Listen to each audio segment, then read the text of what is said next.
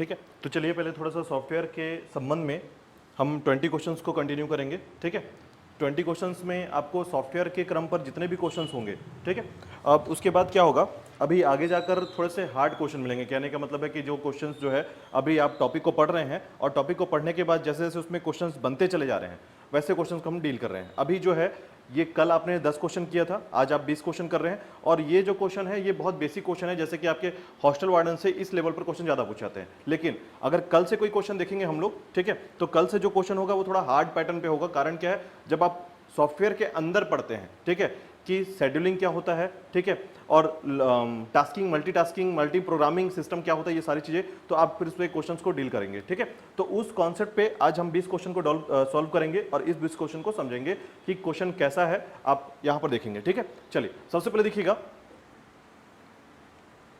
पहला क्वेश्चन है आज का, कौन सा प्रोग्राम कंप्यूटर के विभिन्न भागों का नियंत्रण करता है और प्रयोक्ता का कंप्यूटर के साथ इंटरेक्ट करने देता है, यानी प्रयोक्ता को जो है कंप्यूटर के साथ इंटरेक्ट करने देता है, ऐसा कौन सा प्रोग्राम होता है?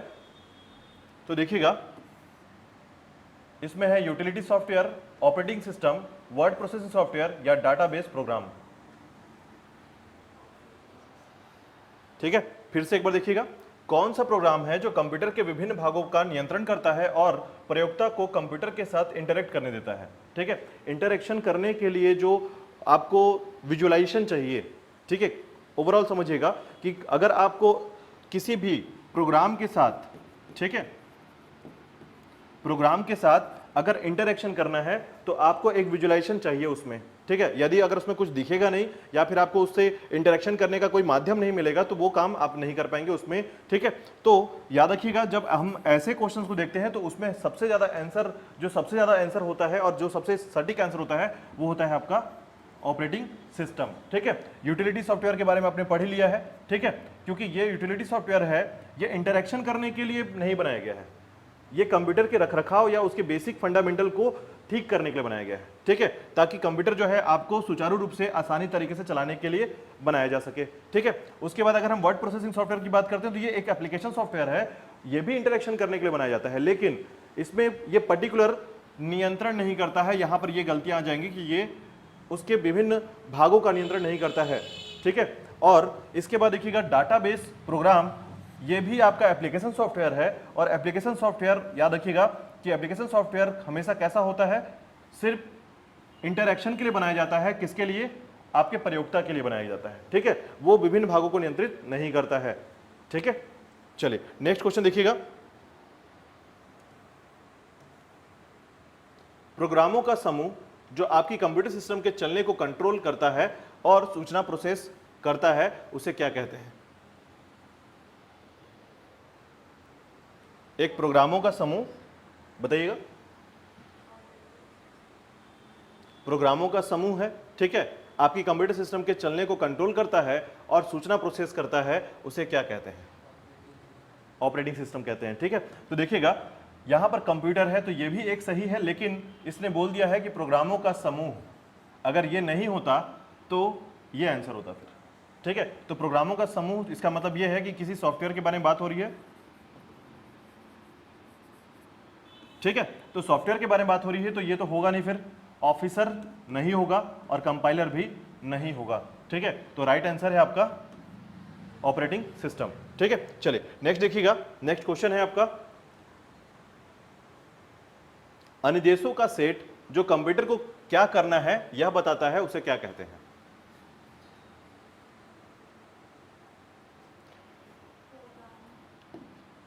देखिए, अनुदेशों का सेट, ठीक है, अनुदेश का मतलब क्या होता है? इंस्ट्रक्शन।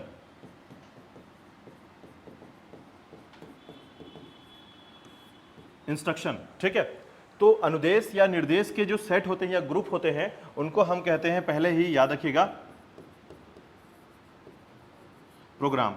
ठीक है, और कंप्यूटर को क्या करना है यह बताता है तो उसे हम कहेंगे प्रोग्राम, मैटर इंस्ट्रक्टर या कंपाइलर नहीं कहेंगे। ठीक है, चलिए नेक्स्ट क्वेश्चन है आपका, ऑपरेटिंग सिस्टम द्वारा सीधे हैंडल नहीं किए जाने वाले अधिकांश कार्य निम्नलिखित में से कौन सा हैंडल कर सकता है? अगर कोई ऑपरेटिंग सिस्टम सीधे तौर पर हैंडल नहीं कर पाता है किसी कार्य को, ठीक है, तो इसमें से कौन सा ऐसा ऑप्शन है जो उसे हैंडल करता है? पढ़िए और आंसर कीजिए इसमें।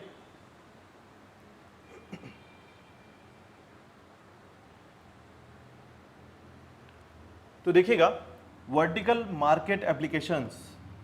देखिए, सबसे पहली बात कि एप्लीकेशन सॉफ्टवेयर जो होता है, जब ऑपरेटिंग सिस्टम किसी कार्य को नहीं कर पाता है तो एप्लीकेशन सॉफ्टवेयर भी उसको नहीं कर पाएगा, याद रखिएगा, ठीक है। जनरली एप्लीकेशन सॉफ्टवेयर जो है ये बनाया गया है किसके लिए? यूजर के लिए, और यूजर और हार्डवेयर के मध्य जो नियंत्रण होता है वो हमेशा कौन करता है? ऑपरेटिंग सिस्टम ही करेगा, ठीक है। एप्लीकेशन सॉफ्टवेयर बेसिकली, याद रखिएगा, एप्लीकेशन सॉफ्टवेयर कभी भी नियंत्रण करने के लिए नहीं बनाया गया है, ठीक है। ये हार्डवेयर को नियंत्रित नहीं करता है, नियंत्रित आपका ऑपरेटिंग सिस्टम ही करेगा, तो ये तो बिल्कुल नहीं होगा, याद रखिएगा। इसके बाद यूटिलिटी सॉफ्टवेयर की बात करें, एल्गोरिज्म की बात करें, या फिर इंटीग्रेटेड सॉफ्टवेयर की बात करें, तो इंटीग्रेटेड सॉफ्टवेयर भी होते हैं, ऐसा याद रखिएगा कि इंटीग्रेटेड सॉफ्टवेयर भी होते हैं, लेकिन इंटीग्रेटेड सॉफ्टवेयर जो होते हैं हमेशा ऑपरेटिंग सिस्टम के साथ जुड़ते हैं, ठीक है, ऑपरेटिंग सिस्टम के साथ जुड़ते हैं, और ये इंटीग्रेटेड का काम करते हैं, जो दो चीजों को जोड़ने का या एकीकृत करने का काम करते हैं, हम लोग एकीकृत करते हैं इसमें, ठीक है। इसको बोलते हैं इंटीग्रेशन सिस्टम, ठीक है। जब आगे आप पढ़ेंगे इंटीग्रेशन सिस्टम के बारे में तो आपको समझ में आ जाएगा कंप्यूटर कैसे इंटीग्रेशन फॉर्म पर काम करता है, ठीक है। तो यहां पर सही आंसर क्या होगा? यहां पर सही आंसर होगा आपका यूटिलिटीज सॉफ्टवेयर, ठीक है। याद रखिएगा कि अगर हम पढ़ते हैं सिस्टम सॉफ्टवेयर के बारे में, तो आपने पढ़ा है कि इसके बहुत सारे पार्ट्स होते हैं, ठीक है, बहुत सारे पार्ट्स होते हैं, जिसमें से एक है आपका ऑपरेटिंग सिस्टम, ठीक है। ऑपरेटिंग सिस्टम एक भाग है। अगर ये कोई काम को नहीं कर पा रहा है तो उसको कौन कर रहा है? यूटिलिटी कर रहा है, तो ये भी सिस्टम सॉफ्टवेयर का भाग हो गया, ठीक है। और जब ये भी कोई काम को नहीं कर पा रहा है तो वो कौन करेगा? डिवाइस ड्राइवर करेगा, ठीक है। और वो भी अगर नहीं कर पाएगा तो फिर फोर्थ फॉर्म पे आपका कंपाइलर कर रहा है, ठीक है। कंपाइलर, हालांकि देखिए जो लैंग्वेज प्रोसेसर है ये किसी पर्टिकुलर चीज के लिए बनाया गया है, मतलब ये इन सब से बिल्कुल अलग है, ठीक है। जो आपका लैंग्वेज प्रोसेसर कहलाता है, तो ये तीन चीज एक जैसे हैं, याद रखिएगा। ऑपरेटिंग सिस्टम बेसिकली पूरे सिस्टम को कंट्रोल करने के लिए, ठीक है। अगर ये कोई काम को नहीं कर पाया तो यूटिलिटी सिस्टम, ठीक है। और अगर मान लीजिए ये दोनों उस काम को नहीं कर पा रहे हैं तो ड्राइवर आपको अलग से लगता है। बोलते हैं कि प्रिंटर खरीद के लाए हैं तो ड्राइवर भी लाना पड़ा है अलग से, क्योंकि आपके ऑपरेटिंग सिस्टम और यूटिलिटी सॉफ्टवेयर उसमें काम नहीं कर पा रहे हैं, ठीक है, तो आपको ड्राइवर अलग से लाना पड़ेगा, ठीक है। तो ये तीन सिस्टम एक ही तरीके के हैं, तीनों जो है नियंत्रित करते हैं और काम को आसान बनाते हैं, ठीक है। और ये चौथा जो है ये बिल्कुल अलग है, क्योंकि ये जो है प्रोग्राम को रन करने या उसके सिस्टम को समझने या लैंग्वेज को ट्रांसलेट करने का काम करता है, ठीक है। तो ये बेसिक सा है, ये सब में होगा और अभी भी काम कर रहा है। जब भी आप सिस्टम को चालू करेंगे ये चालू हो जाएगा अपने आप, ये ऑलरेडी चालू हो जाएगा। ये अटैच होता है किसी साथ? ऑपरेटिंग सिस्टम के साथ, ठीक है, ऑपरेटिंग सिस्टम के साथ अटैच होता है, इसलिए इसको इंटीग्रेशन सिस्टम भी कहते हैं, क्योंकि इसके साथ ये भी मिलता है, आपको यूटिलिटी भी मिलता है और ये भी मिलता है, डायरेक्ट अपडेट होते हैं ये लोग, ठीक है, डायरेक्ट ही आता है, ऑपरेटिंग सिस्टम के साथ आता है ये, ठीक है। ये आपको साथ में नहीं आता है, ये आपको अलग से लेना पड़ता है। कभी भी कोई डिवाइस आपने लिया है तो उसके साथ आपको ड्राइवर लेना पड़ेगा, ठीक है। चलिए आगे देखिएगा क्वेश्चन।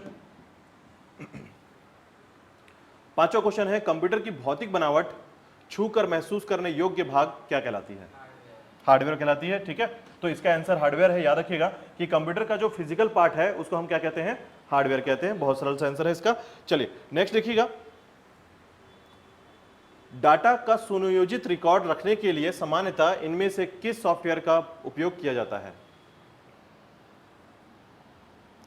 अगर आपको डाटा का रिकॉर्ड रखना है तो word processing software, database management आपका सॉफ्टवेयर, या फिर ऑपरेटिंग सिस्टम या यूटिलिटी सॉफ्टवेयर, किसका प्रयोग करेंगे? देखिए कल भी हमने पढ़ा था, इसके बारे में बताया था आपको, ठीक है, याद होगा आपको कि कल मैंने बताया था आपको कि utility software, operating system software, ये दोनों सिस्टम सॉफ्टवेयर है, ठीक है। और सिस्टम सॉफ्टवेयर डेटा को रिकॉर्ड में सुनियोजित करने के लिए नहीं बनाया जाता है, ठीक है। क्यों? क्योंकि इसका काम है कि ये कंप्यूटर के लिए बनाया गया है, ठीक है, कंप्यूटर को रन करने, उसके पार्ट्स को चलाने या कंट्रोल करने के लिए बनाया गया है। लेकिन अगर आप इन दोनों को देखेंगे तो ये क्या है, एप्लीकेशन सॉफ्टवेयर है।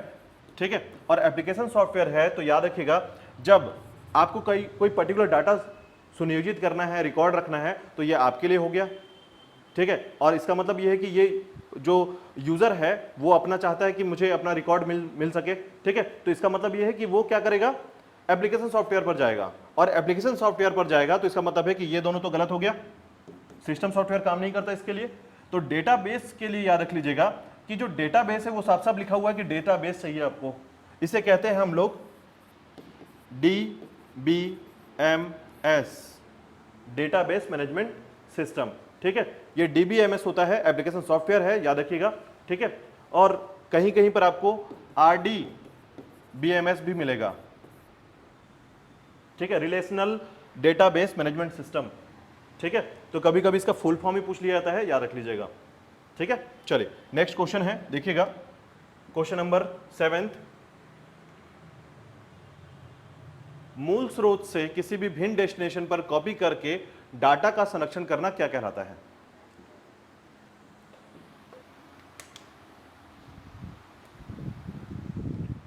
मूल स्रोत से किसी भिन्न डेस्टिनेशन पर कॉपी कर डेटा का संरक्षण करना क्या कहलाता है? तो देखिए, जैसे ये मैस लिखा हुआ है, बूट है, बैकअप है और इंस्टॉलेशन है। ठीक है, तो आपको जानकारी होगा कि मूल स्रोत है, ठीक है, कोई सोर्स है, ठीक है, कोई सोर्स है, और सोर्स से अगर अलग से कोई डेस्टिनेशन आपने ले लिया है, मान लीजिए ये कोई मूल सोर्स है और यहाँ पर कोई फाइल लिखा हुआ है या फाइल है, ठीक है, और अलग डेस्टिनेशन पे किसी अलग जगह पर इसको क्या करना है, कॉपी करके डाटा का संरक्षण कर देना है। ठीक है, डेटा का संरक्षण करना या स्टोर करना क्या कहलाता है, उसका बैकअप कहलाता है।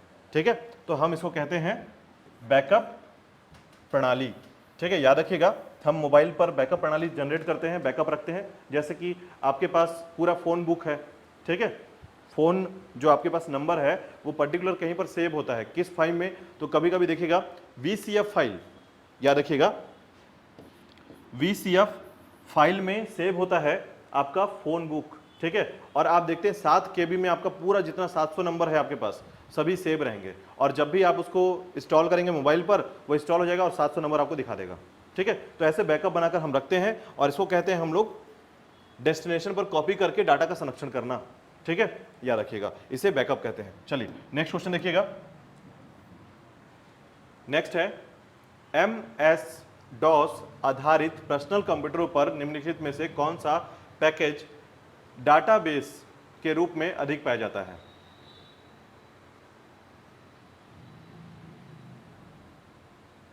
ये आ गया आप ऑपरेटिंग सिस्टम के अंदर। ठीक है, यानी आप लोगों को कल मैंने बताया था कि आपका DOS ऑपरेटिंग सिस्टम जो होता है ये किस पे काम करता है, CUI पर काम करता है। ठीक है, अगर CUI पर काम करता है तो इसका मतलब है कि इसमें क्या होगा, ज्यादातर कमांड सिस्टम होगा। हर चीज में इसमें कमांड सिस्टम है, याद रखिएगा, इसके बहुत सारे कमांड होते हैं। ठीक है, इनपुट कमांड्स होते हैं इसमें, तो जब भी आप इनपुट कमांड्स और बाकी सारी चीजों को पढ़ते हैं, DOS पे पढ़ते हैं, तो DOS में आपको ये बताना है कि MS-DOS पर आधारित पर्सनल कंप्यूटरों पर कौन कौन सा पैकेज डाटाबेस के रूप में अधिक पाया जाता है, यानी डाटाबेस के रूप में पाया जाने वाला इसमें प्रोग्राम कौन सा है। तो देखिए, ऑटोकैड का नाम सुना है आप लोगों ने, ऑटोकैड का नाम सुना है, कल मैंने बताया था ऑटोकैड, परसों बताया मैंने ऑटोकैड। अभी मैंने इतने बार ऑटोकैड का नाम ले लिया है लगातार 4 से 5 दिनों में, क्योंकि मैंने बताया था कि एक ग्राफिकल, जब आप ऑटोकैड की बात करते हैं तो मैकेनिक्स उसमें होता है, ऑटोमोबाइल्स कंपनियों में काम किया जाता है, नट बोल्ट्स बनाए जाते हैं ऑटोकैड से, एनिमेशन सॉफ्टवेयर है ये एक तरीके का। ठीक है, तो कैड कैम या ऑटोकैड की बात मैं कर रहा हूं। तो ऑटोकैड जो होता है ये एक ग्राफिकल सॉफ्टवेयर है। ठीक है, तो मैंने यहां पर क्या बताया है, ये CUI है, तो इसकी जरूरत तो यहां पर नहीं होगी। ठीक है, ऑटोकैड की जरूरत यहां पर नहीं होगी। इसका कारण क्या है कि ऑटोकैड जो है विंडोज वाले चीजों पर काम करता है।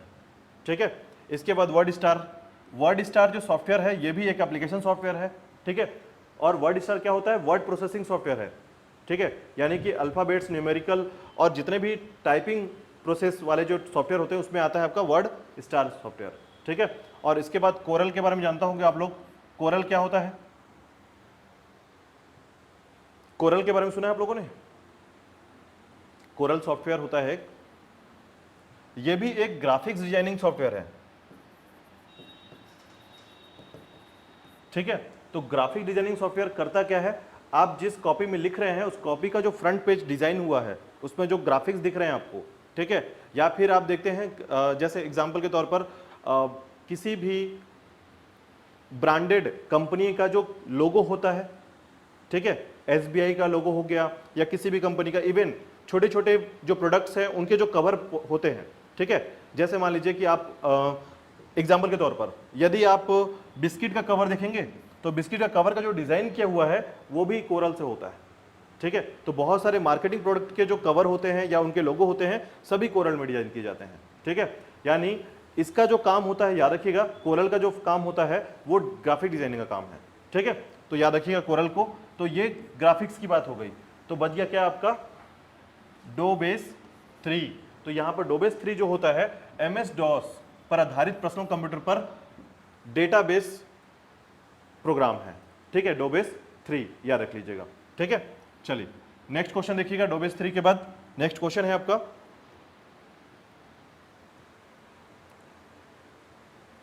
डॉस का पूरा नाम क्या है? Disk of system, disk operating system, device operating system, door operating system. चलिए जल्दी से बताइए।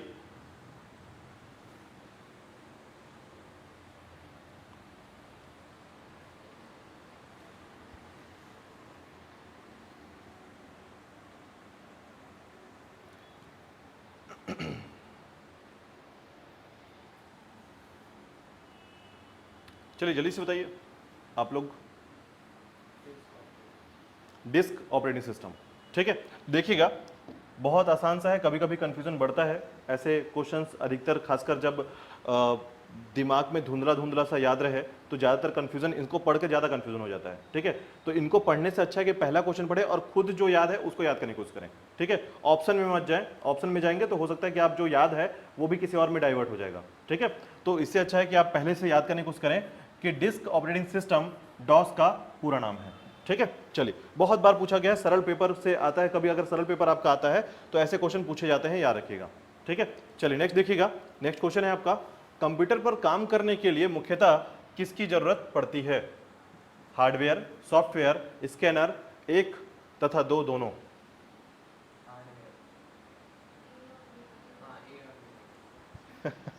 चलिए देखिएगा कि कंप्यूटर पर सबसे बेसिक चीज आपको पता होगा कि कंप्यूटर कैसे बना हुआ है। कंप्यूटर बना हुआ है आपके हार्डवेयर और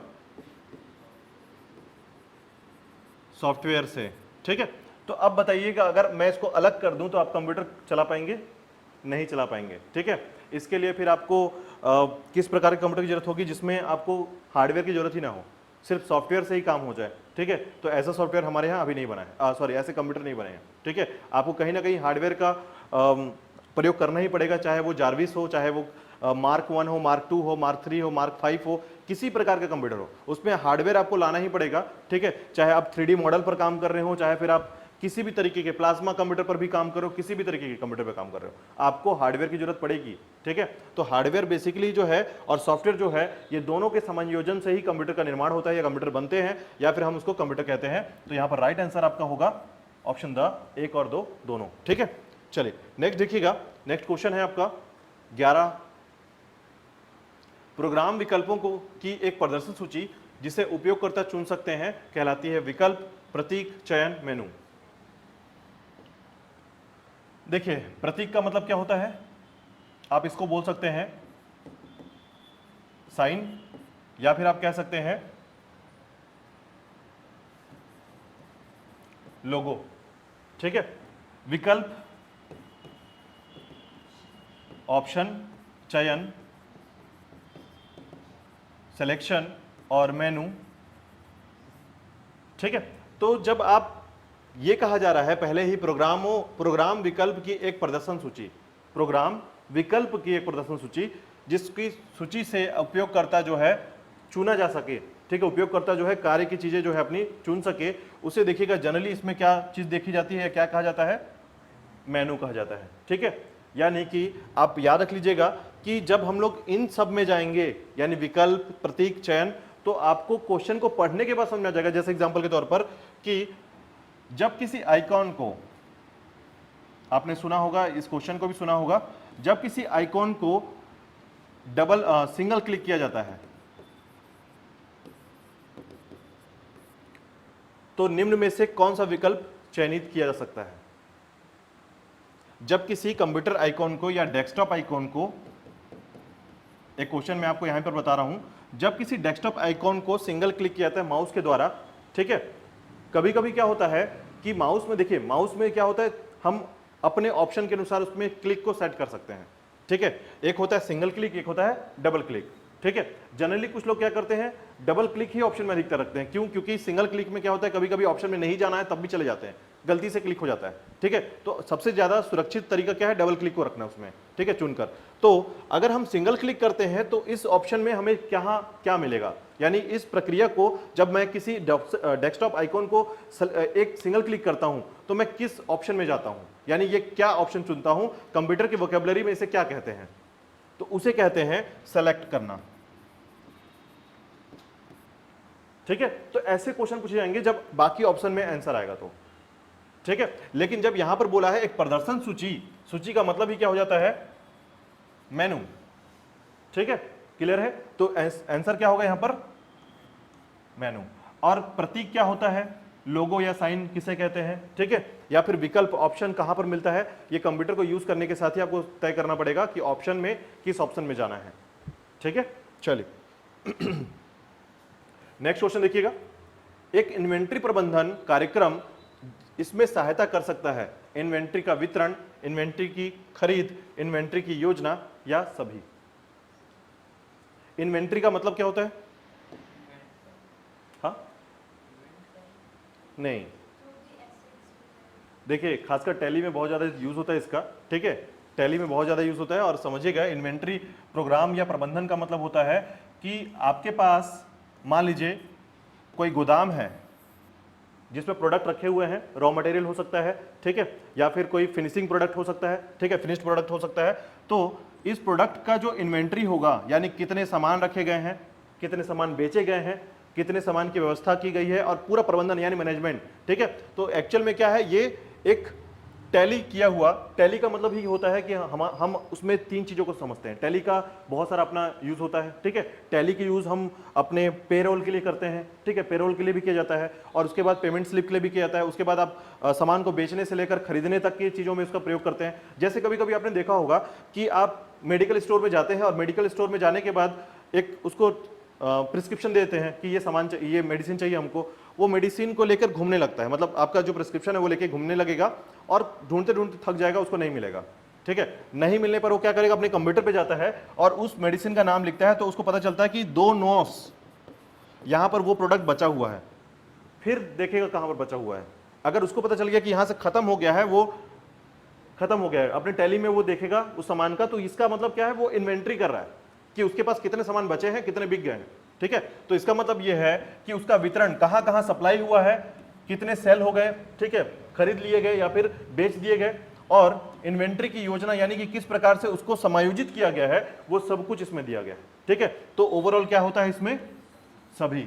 ठीक है, याद रखिएगा ये भी किस प्रकार का सॉफ्टवेयर है, एप्लीकेशन सॉफ्टवेयर है। और अभी मार्केट में ऐसे सॉफ्टवेयर की बूम लगी हुई है। ठीक है, कारण क्या है कि अब हम लोगों ने, जब से कोरोना का समय बीता है उसके बाद हर चीज जो है ऑनलाइन हो गया है। ठीक है, तो ऑनलाइन हो गया है, तो अभी क्या हुआ, आपको मान लीजिए यहां से सामान भेजना है कलकत्ता, ठीक है, तो वहां से पेमेंट करने का ऑप्शन कैसे होगा, तो आपके पास रोजर पे, ठीक है, या फिर अलग अलग प्रकार के जो यूटीआई हैं, यूपीआई हैं, वो सब काम करने लग रहे हैं इसमें। ठीक है, तो आपके सॉफ्टवेयर जो है इतनी ज्यादा विकसित हो गई है, आपको पता होगा कि भारत में अब सॉफ्टवेयर बहुत ज्यादा स्पीड से बनने चालू हो चुके हैं। ठीक है, यानी लोग घर घर बैठे बैठे सॉफ्टवेयर बना डाल रहे हैं और उसमें बहुत सारे ऑप्शन डाल रहे हैं कि किस तरीके से नए नए ऑप्शन आ जा रहे हैं। ठीक है, तो ये है आपका इन्वेंट्री सॉफ्टवेयर, याद रखिएगा, जो कि टैली हो सकता है इसमें। ठीक है, चलिए नेक्स्ट देखिएगा। नेक्स्ट क्वेश्चन है क्वेश्चन नंबर 13, किसी भी सॉफ्टवेयर पैकेज में निम्नलिखित में से कौन सा संस्करण पिछले संस्करण में एक बड़े सुधार को दर्शाता है?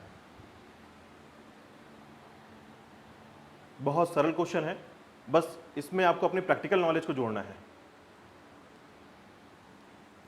क्वेश्चन समझ में आ रहा है आपको? क्वेश्चन है, किसी भी सॉफ्टवेयर पैकेज में, कोई सॉफ्टवेयर पैकेज है, कोई सॉफ्टवेयर पैकेज है और उसमें कोई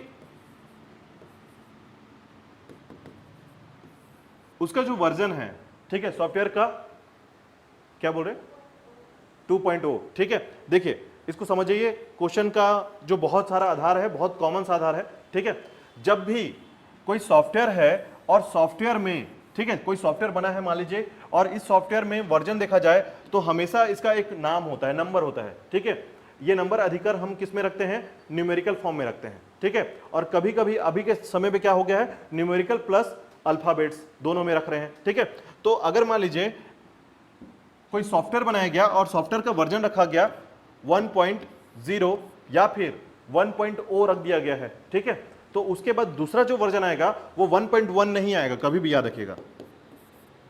1.1 आया तो इसका मतलब है कि इसमें कोई ज्यादा सुधार नहीं किया गया है।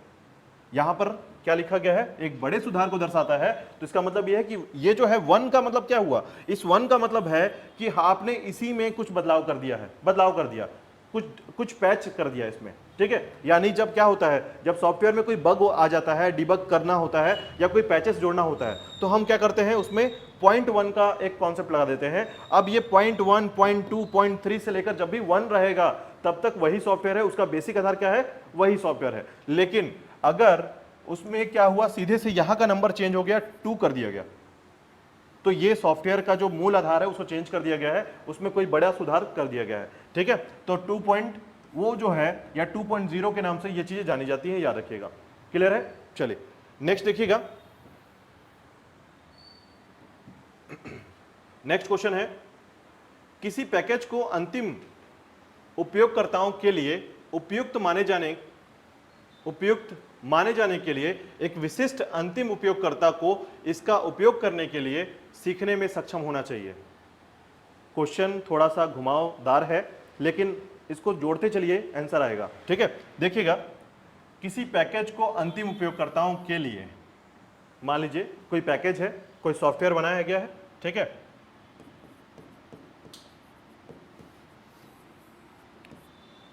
अंतिम उपयोगकर्ता का मतलब कौन होता है, यूजर होता है, अंतिम जिसके पास हम मार्केट में ये बेचने वाले हैं। ठीक है, तो उपयुक्त माने जाने के लिए एक विशिष्ट अंतिम उपयोगकर्ता को, विशिष्ट अंतिम उपयोगकर्ता मतलब जो इससे पहले होगा थोड़ा सा, ठीक है, इसको बोलते हैं टेस्टर, जो बैठ के टेस्ट करेगा। तो यूजर से पहले कौन आ गया, यहां पर टेस्टर आ गया, और ये टेस्टर भी कौन है, यूजर ही एक तरीके का है। ठीक है, आपने नोटिस किया होगा कि गेम पार्लर जब गेम बनाया जाता है तो उसकी टेस्टिंग की जाती है। गेम को अंतिम रूप से मार्केट में डालने से पहले आप टेस्टिंग करते हैं, तो उसके लिए भी बच्चे लोग को रखा जाता है कि अरे कोई बच्चा ही हो और कोई यूजर हो, ताकि वो बता सके कि इस गेम को कितना ज्यादा रेटिंग मिल सके और साथ ही साथ कितनी ज्यादा दिक्कतें इसमें अभी भी हैं। ठीक है, उसके बाद देखिएगा, इसका उपयोग करने के लिए सीखने में सक्षम होना चाहिए, मतलब ये जो टेस्टर यूजर है वो कितने दिन में इसको टेस्ट करके बता देगा, ये आपको बताना है इसमें। यानी ये प्रोग्राम जो है या कोई पैकेज है, उसको यूजर के पास भेजने से पहले टेस्टर को कितने दिन में उसको टेस्ट करना होता है। ठीक है, तो ये आपको बताना पड़ेगा कि 1 सप्ताह का कोर्स है, 2 सप्ताह का पाठ्यक्रम है, 1 महीने का या 2 दिवसीय पाठ्यक्रम है। आप इसमें तुक्का लगा सकते हैं, क्योंकि ये सिलेबस से आउट ऑफ सिलेबस होता है। ऐसे क्वेश्चन जब कभी आते हैं तो समझिए कि आपके नंबर काटने के लिए आए जा रहे हैं इसको। ठीक है,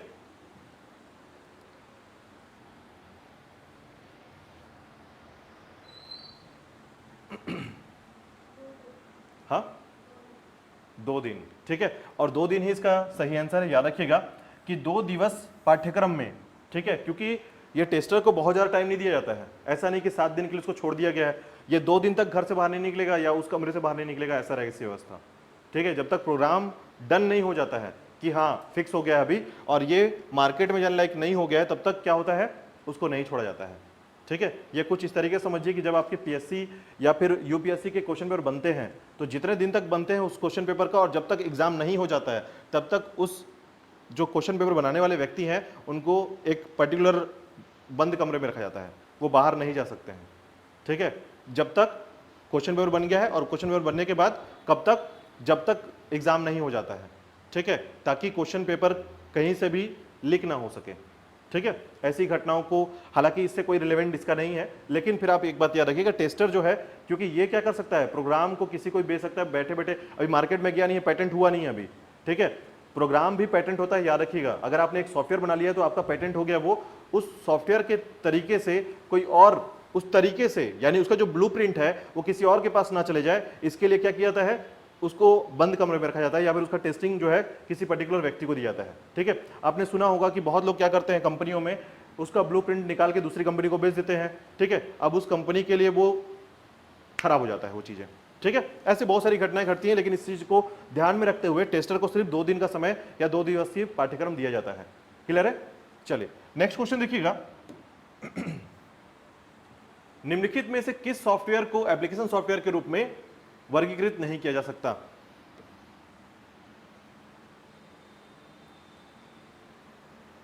word processing, spreadsheet, MS DOS, DBM.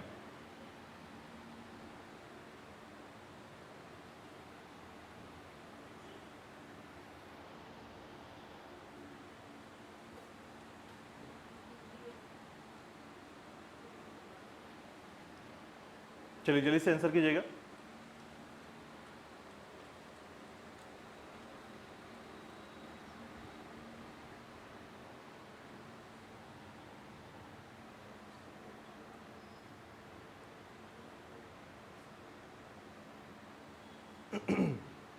देखिएगा, वर्ड प्रोसेसिंग सॉफ्टवेयर क्या होता है, एमएस वर्ड जो है, ठीक है, एमएस वर्ड ये एप्लीकेशन सॉफ्टवेयर है। ठीक है, तो देखिएगा कि वर्ड प्रोसेसिंग सॉफ्टवेयर हमेशा आपको किसके लिए बनाया जाता है, यूजर के लिए बनाया जाता है। स्प्रेडशीट प्रोग्राम क्या होता है, स्प्रेडशीट प्रोग्राम बहुत बार पूछा जाता है क्वेश्चन, याद रखिएगा, पूछा जाता है कि एक्सेल के वर्क स्पेस को क्या कहते हैं, एक्सेल के वर्क स्पेस को क्या कहते हैं, स्प्रेडशीट कहते हैं, याद रख लीजिएगा।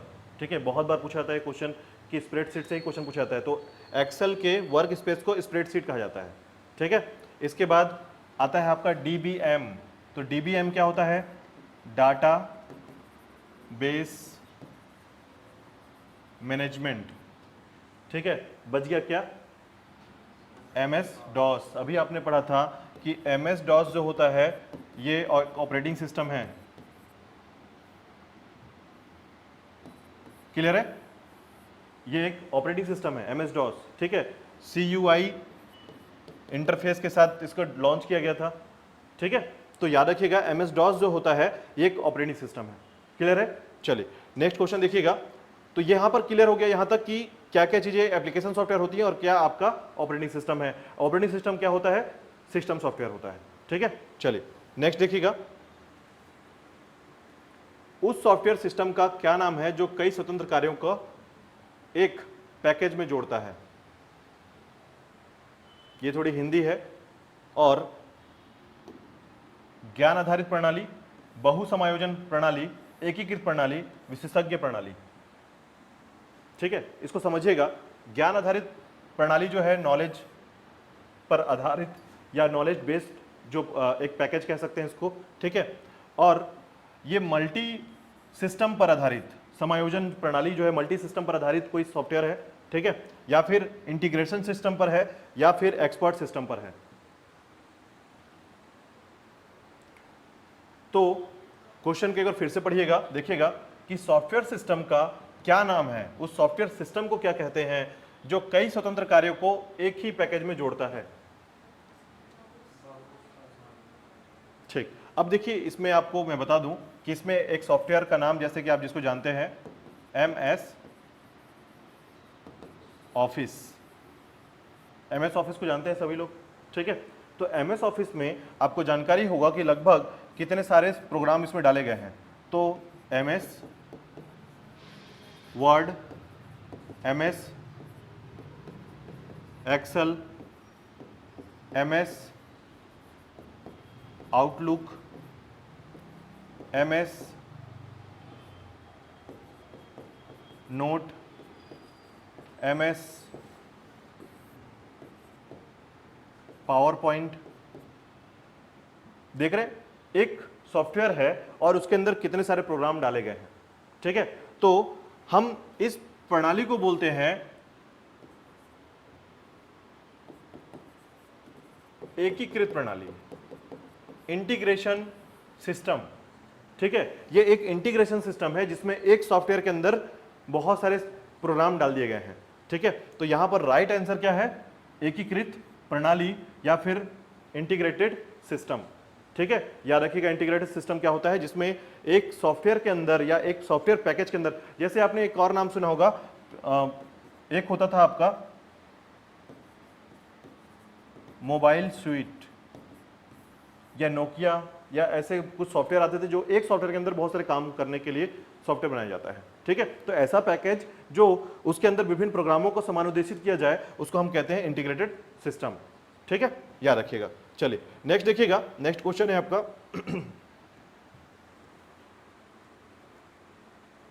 देखिएगा, किसी शब्द प्रसंस्करण की क्षमता को क्या नाम दिया गया है जो किसी भी पंक्ति में पूरे शब्दों को फिट करती है। ये याद रखना है। तो यदि आप लोगों ने किस पर काम किया होगा, नोटपैड पर काम किया होगा तो आपको ये याद होगा, उसमें ये ऑप्शन आता है, ठीक है। तो देखिएगा, किसी शब्द प्रसंस्करण की क्षमता, ठीक है, शब्द प्रसंस्करण की क्षमता को क्या नाम दिया गया है जो किसी भी पंक्ति को पूरे शब्दों में फिट कर देती है, ठीक है। शब्द प्रसंस्करण का मतलब होता है वर्ड प्रोसेसिंग, वर्ड प्रोसेसर भी कह सकते हैं या प्रोसेसिंग भी कह सकते हैं। तो याद रखिएगा कि अगर कोई ऐसा वर्ड प्रोसेसर कैपेसिटी वाला कोई वर्ड है, ठीक है, जो जिसको नाम दिया गया है कि जो पूरे पंक्ति को एक शब्दों में पूरे पंक्ति में पूरे शब्दों में फिट कर देता है, यानी कि जो एक पंक्ति, जैसे मान लीजिए मैंने क्या किया है, यहां तक लिख दिया है, ये पूरा का पूरा ए से यहां पर मान लीजिए वाई आ रहा है और यहां पर आ रहा है जेड, 2-3 लाइन में ये फिक्स हो रहा है और मेरा जो स्क्रीन है वो केवल यहीं तक है, इधर का दिखता ही नहीं है, दिख ही नहीं रहा है। बात समझ में आ रही है। तो जब इधर का नहीं दिख रहा है तो मुझे क्या करना पड़ रहा है, बार बार यहां से स्क्रॉल करना पड़ रहा है, और स्क्रॉल करने के बाद यहां से स्क्रॉल करके मुझे जब भी खिसकना होता है तो यहां से यहां तक को मैं स्क्रॉल करता हूं, यहां तक पहुंचाता हूं स्क्रॉलर को, तब मुझे दिखता है। अब क्वेश्चन समझ में आ रहा है कि मेरा स्क्रीन जो है वो छोटा हो गया है और पंक्ति जो है वो बड़ी हो गई है। तो जब मुझे पूरे शब्दों को फिट करना है अपने स्क्रीन पर तो मुझे क्या कहना है उसे, ठीक है, उस प्रोसेस को क्या कहते हैं, उस वर्ड ऑप्शन को क्या कहते हैं, क्या कहते हैं, देखिएगा। तो माइक्रो स्पेसिंग, ठीक है, माइक्रो स्पेसिंग या फिर रीफॉर्मेटिंग या क्लिप आर्ट या वर्ड व्रेप। नोटपैड पे काम किया आप लोगों ने, नोटपैड पे काम किया है तो ये बिल्कुल आपको ऑप्शन याद होगा ये, क्योंकि ऑप्शन डायरेक्टली आपको करना ही पड़ता है। क्यों? क्योंकि आपकी स्क्रीन को बार बार खिसकाने से बेहतर है कि आप उस लाइन को यहां तक लाकर सेट कर लें, इतने में। बात समझ में आ रही है, ठीक है। तो यहां पर सही आंसर होता है, नोटपैड में आप इसका यूज करते हैं और ये कहलाता है वर्ड व्रेप, ठीक है। तो याद रखिएगा इस क्वेश्चन का आंसर ये कभी कभार पूछा जाता है, ये सॉफ्टवेयर के अंदर का क्वेश्चन है, ठीक है। चलिए नेक्स्ट क्वेश्चन देखो, देखिएगा। नेक्स्ट क्वेश्चन है, जब इरेज कमांड का उपयोग किया जाता है तो क्या होता है।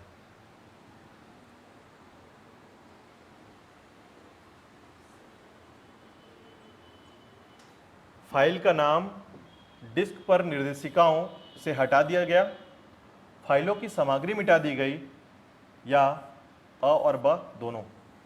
इरेज कमांड यूज किया आप लोग डॉस में, इरेज कमांड अगर आपने यूज किया होगा तो ही आपको इसका पता होगा, क्योंकि इरेज का मतलब मत देखिएगा, इसमें इरेज का मतलब होता है मिटा देना, और इसमें दोनों में लिखा हुआ कि मिटा देना, ठीक है। और अगर मतलब से निकालेंगे तो यकीन मानिए फिर गड़बड़ होगा, देखिए इसमें राइट आंसर जो है वो है आपका फाइल का नाम डिस्क पर निर्देशिकाओं से हटा दिया जाता है। ठीक है, तो इरेज कमांड इंपॉर्टेंट है, जो शब्द लिखा है उस पर मत जाइएगा, उसका मतलब कुछ और हो सकता है, लेकिन अंदर जाकर जब उस कमांड को हम यूज में लाते हैं तो उसका मतलब होता है कि फाइल का जो नाम है वो डिस्क पर निर्देशिकाओं से हटा दी जाती है। ठीक है, और सबसे बड़ी बात, ये डिस्क जो लिखा हुआ है ये अपने आप में समझिएगा कि क्या है, ये MS DOS पर आपको काम करने आना चाहिए, यानी कमांड प्रॉम्प्ट पर आप इसको काम कर सकते हैं। ठीक है, तो जब तक कमांड प्रॉम्प्ट पर काम नहीं करेंगे तब तक ये काम नहीं होगा।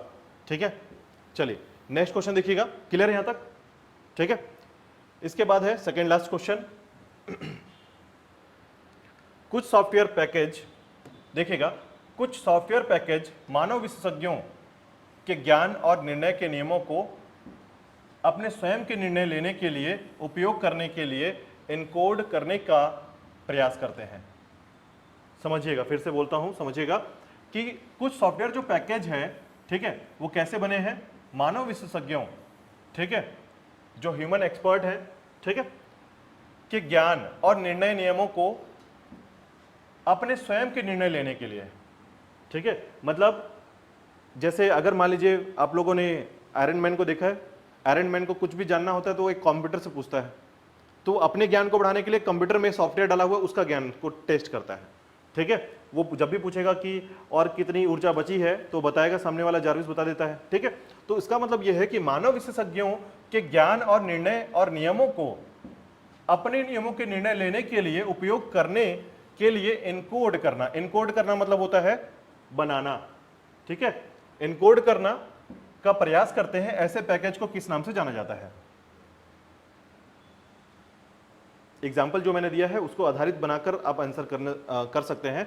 Artificial intelligence package, expert system cell, expert system, knowledge based system, यानी कृत्रिम बुद्धिमत्ता पैकेज, विशेषज्ञ प्रणाली सेल, विशेषज्ञ प्रणाली और ज्ञान आधारित प्रणाली। यहां पर थोड़ा सा ध्यान दीजिएगा कि जब आप आर्टिफिशियल इंटेलिजेंस की बात करते हैं तो इसमें आपका कुछ नहीं रह जाता, इसमें आप कुछ नहीं कर सकते हैं।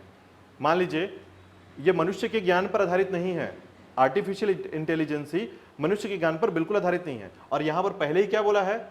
मानव विशेषज्ञों के ज्ञान की बात हो रही है। ठीक है, तो जो AI होता है या आर्टिफिशियल इंटेलिजेंस होता है, ये कृत्रिम बुद्धिमत्ता है। ठीक है, कृत्रिम मतलब मानव से इसका रिलेशन नहीं है। ठीक है, और जब यहां पर शब्द ही रखा गया है मानव विशेषज्ञों का, तो आपको याद रखना होगा कि यहां पर क्या होगा? विशेषज्ञ प्रणाली या फिर एक्सपर्ट सिस्टम। ठीक है, यानी आपने देखा होगा कि हाँ, जार्विस की बात जब मैं अभी कर रहा था तो वो AI है एक। ठीक है, लेकिन जब आप उसको ह्यूमिलेट करते हैं या फिर उसमें अपनी प्रणाली को जोड़ते हैं, मानव विशेषज्ञों के क्रम पर जोड़ते हैं, तो वो एक विशेषज्ञ या एक्सपर्ट सिस्टम बन जाता है। जैसे मान लीजिए ब्लड के सेल को अलग करना है, ब्लड में जितने भी सेल होते हैं उनको अलग करना है। ठीक है, तो मानव अपने ब्लड के साथ कर सकता है ये, तो उस प्रणाली का जो सिस्टम होगा या उस तरीके का जो सॉफ्टवेयर होगा जो अपने एक्सपर्ट सिस्टम पर काम करेगा। ठीक है, क्या होता है देखिए, एग्जांपल की तरफ समझिएगा कि जब मनुष्य अपने ब्लड के बारे में नहीं पढ़ पाता है तो अपने ब्लड्स को देखकर वो उसको ऑपरेट करता है या उसके छोटे छोटे या माइक्रो फाइबर तक पूरी पहुंचने की कोशिश करेगा। तो इसमें इसकी कौन मदद कर रहा है? सॉफ्टवेयर मदद कर रहा है। तो इन दोनों की जो बाउंडेशन हुई, इसका ज्ञान उसका ज्ञान मिलाकर जो दोनों चीजें क्रिएट हुई हैं, वो किस प्रणाली पर काम करेगी? विशेषज्ञ प्रणाली पर काम करेगी। ठीक है, तो ये जो होता है वो एक्सपर्ट सिस्टम होता है, इसे एक्सपर्ट सिस्टम कहते हैं। ठीक है, चलिए नेक्स्ट क्वेश्चन देखिएगा। लास्ट क्वेश्चन, विशेषज्ञ प्रणाली का एक उदाहरण है।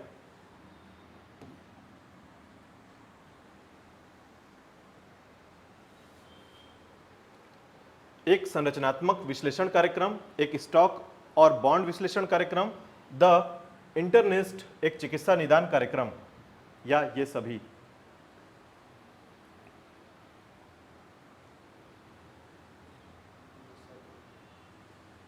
ये तुक्का है। चलिए देखिएगा, अभी मैंने आपको ब्लड से जोड़कर क्यों बताया?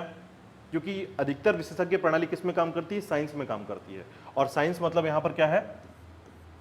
द इंटरनिस्ट एक चिकित्सा, ठीक है, निदान कार्यक्रम, यानी एक्सपर्ट हमेशा, विशेषज्ञ जो एक्सपर्ट होता है, ठीक है, एक्सपर्ट जो होता है या सिस्टम जो होता है वो हमेशा साइंस पर, इस क्षेत्र पर, चिकित्सा के क्षेत्र पर ही काम करता है, ठीक है, वरना ये आर्टिफिशियल इंटेलिजेंस में चला जाएगा। अगर आप इलेक्ट्रॉनिक वाले सेगमेंट में जाएंगे या फिर आप आयरन मैन वाले सेगमेंट में चले गए तो वो AI में चला जाएगा, ठीक है। लेकिन चिकित्सा क्षेत्र में वो क्या होता है, विशेषज्ञ सिस्टम होता है, क्योंकि इसमें आपको देखिए, अगर मान लीजिए आपने AI से मनुष्य के बारे में पूछा, ठीक है, AI से मनुष्य के बारे में पूछा, तो वो हर चीजों के बारे में जानकारी किस स्तर पर दे सकता है, जितनी स्तर पर उसकी जानकारी है, ठीक है। लेकिन जब आपने अपना ज्ञान जो है साझा किया सॉफ्टवेयर में, अपने बारे में जानकारी दिया उसको, तब वो चपन बन जाता है आपका विशेषज्ञ प्रणाली, ठीक है। चलिए, तो आज के लिए इतना ही करेंगे, 20 क्वेश्चन ये आपका, ठीक है। नेक्स्ट हम टॉपिक पर बात करेंगे। आज हम ऑपरेटिंग सिस्टम के टॉपिक पर बात कर रहे थे, ठीक है। तो हम डिस्कस करेंगे ऑपरेटिंग सिस्टम में क्या क्या टॉपिक या कार्यक्रम होता है उसके बारे में, और ये थे 20 क्वेश्चन। और कल फिर हम देखेंगे नेक्स्ट जो आपका आने वाले टॉपिक के साथ, फिर देखेंगे कौन कौन से क्वेश्चंस आ सकते हैं या किस प्रकार से आप डील करते हैं क्वेश्चंस को, ठीक है। मुझे लगता है कि इतने क्वेश्चंस को पढ़ने के बाद आप सॉफ्टवेयर के क्रम पर हर एक छोटी छोटी चीजों को समझ जा रहे होंगे, ठीक है। किस लेवल तक, मतलब लो लेवल से हाई लेवल तक आप खुद चले जा रहे हैं कि सॉफ्टवेयर के टॉपिक से कितने कितने क्वेश्चन कैसे आ सकते हैं, ठीक है। वैसे ही जितने टॉपिक हम पढ़ते चले जा रहे हैं उन सभी टॉपिक से लगभग 20-20, 30-30 क्वेश्चन आप हमेशा क्लियर करते रहेंगे, तो कंप्यूटर का हर एक क्षेत्र, हॉस्टल वार्डन के लिए खासकर, आपका क्लियर रहेगा किसी भी क्षेत्र पे, ठीक है। चलिए।